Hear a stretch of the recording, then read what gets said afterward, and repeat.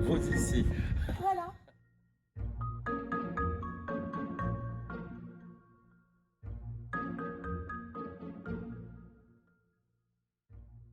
Alors le premier, Les Anges de Laetitia, c'est le journal intime d'un étudiant à Toulouse dans les années 70, avec tout ce qui s'ensuit, les filles, les soirées, les examens.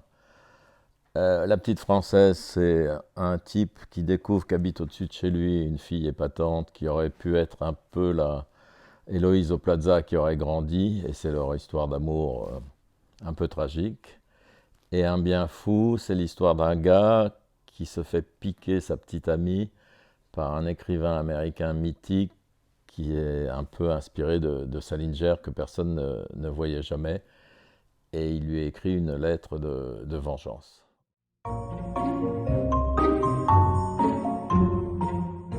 Alors, la nostalgie, oui, même dans celui qui se passe à Toulouse dans les années 70, j'avais 30 ans et j'étais déjà en train de regretter ce qui m'était arrivé 10 ans plus tôt. Et la nostalgie, à mon avis, pour un roman, c'est un peu comme de la farine pour le boulanger, c'est la matière première.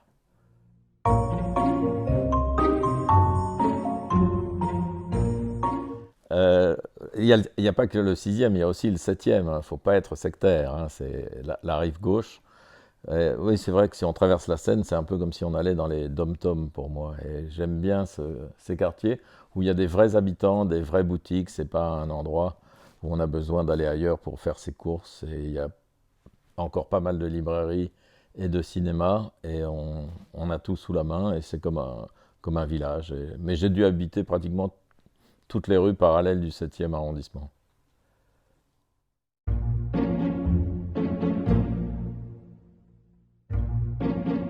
Pour moi, il n'y a pas tellement de différence entre le dimanche et les jours de la semaine. Je fais à peu près la même chose. Je lis des livres, j'écris un petit peu, j'achète les journaux. Et puis je vais au restaurant. Enfin, pas en ce moment, mais où je vois des amis. Mais on a la chance de faire un métier où on n'a pas d'horaire et où on fait ce qu'on veut. Donc le dimanche, c'est pour moi un jour où il y a moins de magasins ouverts, c'est tout.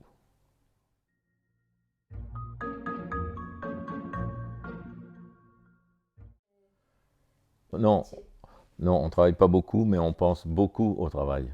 C'est pas pareil. Ça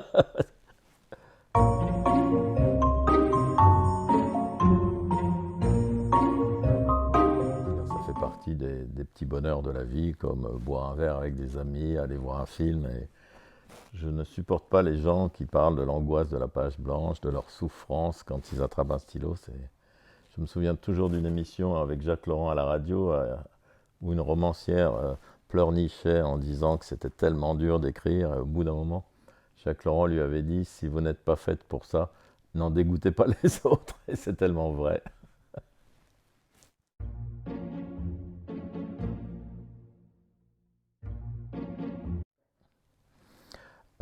Non, non, non, mais le fait est que c'est dégoûtant. Je me suis aperçu après coup que ces trois livres avaient été couronnés par des prix, et j'en ai eu d'autres après.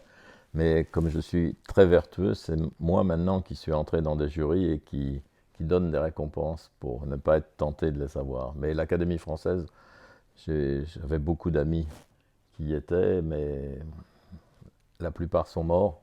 Alors, moi, l'Académie où j'irai, c'est celle qui est là-haut pour les retrouver.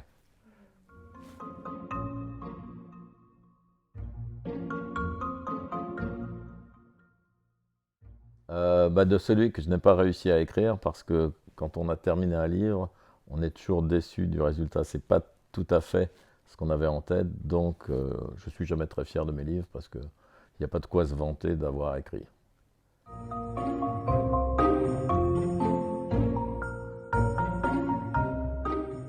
C'est un roman qu'on finit d'abord, et puis c'est un roman qu'on n'a pas envie de prêter aux autres de peur qu'on ne vous le rende pas.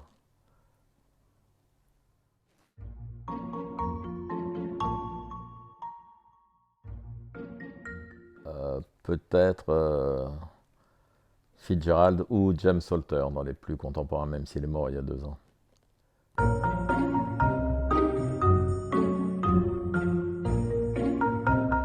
Ça, j'aime beaucoup les hussards. Et Ouais, les hussards, c'est ça qui m'a vraiment créé un déclic et qui m'a fait comprendre que la littérature, c'était un plaisir.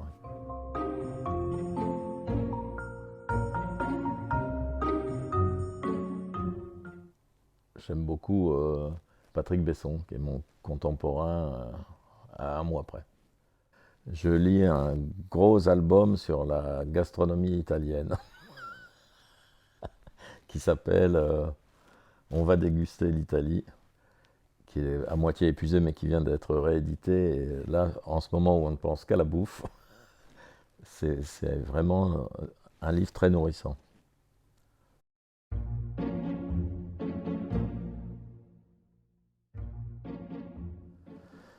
Ouais, ouais, beaucoup au cinéma, où je regarde des films, où je vais au restaurant. Mais écrire, c'est quelque chose qu'on peut faire assez vite, hein.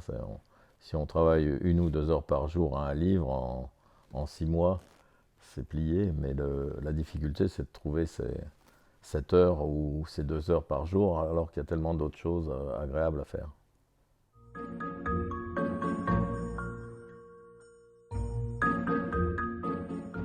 Ah bah, je suis de plus en plus critique de cinéma parce que avec tous les films qu'on est obligé de voir et la qualité qui baisse de mois en mois, c'est quand même, là c'est vraiment souvent un pinceau, mais c'est ça qui est merveilleux avec le cinéma, c'est que le jour où on a envie de jeter le gant, de dire je change de métier, on tombe sur un film qui vous donne envie de repartir, qui vous emballe, et ça c'est miraculeux.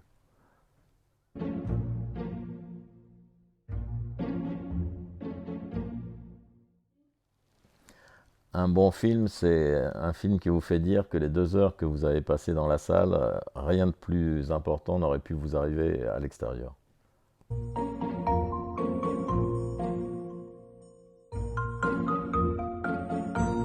Il faudrait pas le dire parce que c'est sur Netflix, c'est Pieces of a Woman avec Vanessa Kirby qui jouait dans The Crown. Et c'est l'histoire d'une femme à Boston qui veut accoucher à domicile.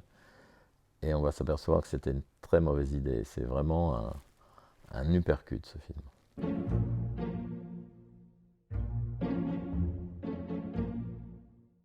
Bergman, pour moi c'est un génie. Il a tout compris. Il a tourné pratiquement un film par an comme Woody Allen. Et il y a très très peu de déchets. Et j'ai découvert à 16 ans Cris et chuchotements, et j'habitais en province et je suis allé le voir à toutes les séances, donc 1 fois par jour parce qu'il n'y avait pas de cinéma permanent pendant une semaine.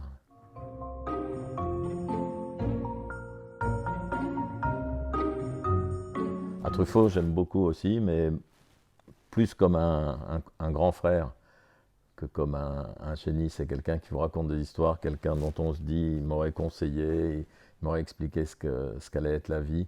Les aventures de Douanel, quand on voit ça à l'adolescence, c'est vraiment comme un compagnon. On se dit je vais être comme Jean-Pierre Léaud. Et puis quand on vieillit, on compare son expérience avec les aventures de Douanel sur l'écran.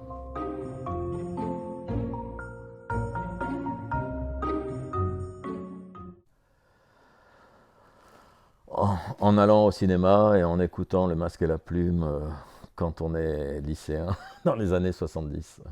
Et en lisant les articles de Jean-Louis Bory à l'époque dans le Nouvel Observateur, je me suis dit que. On dit toujours que les gens ont toujours 2 métiers, le leur est critique de cinéma. Moi, je voulais n'en avoir qu'un, critique de cinéma. Et ça m'est arrivé, ce qui est peut-être triste parce que c'est la fameuse phrase sur les prières exaucées. Mais je suis toujours très content de faire ça.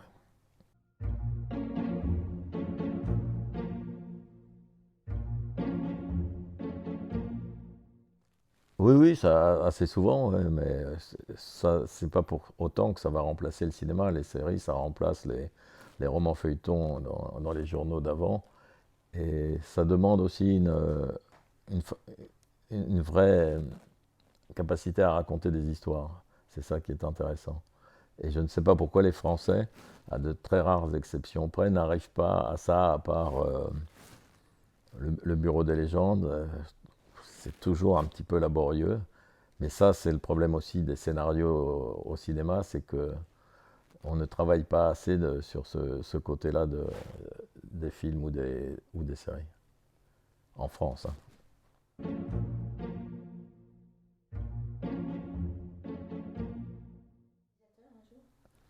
Jamais, non. C'est parce que il faut s'occuper d'un tas de gens, répondre à un tas de questions, gérer les aspects matériels pendant des mois et des mois, et puis convaincre un tas de gens de financer votre film, alors que un livre, on s'installe avec une feuille et un stylo, personne ne vous demande rien, et le résultat est ce qu'il est, mais vous ne pouvez pas vous plaindre, dire j'ai pas eu assez d'argent, on n'a pas filmé comme il fallait, l'acteur n'était pas bon. C'est vous qui êtes le producteur, le réalisateur et tous les acteurs à la fois.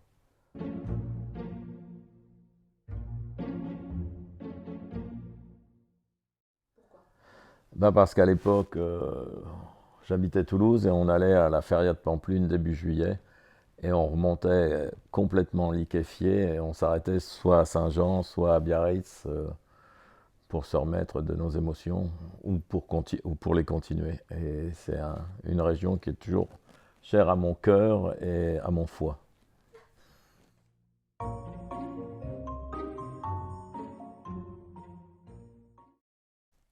Je suis tellement sorti ces jours-ci que j'ai oublié de tenir ce journal. Je vais essayer de récapituler les événements de la semaine. Je dis bien essayer. Les soirées se sont succédées à un rythme démentiel. Il y a eu l'anniversaire de Delphine. La veille, c'était chez les Borland. Rien à bouffer, mais du champagne. Avant encore, un truc chez des gens dont je n'ai jamais su le nom. Leur château était très bien. C'est tout ce dont je me souviens.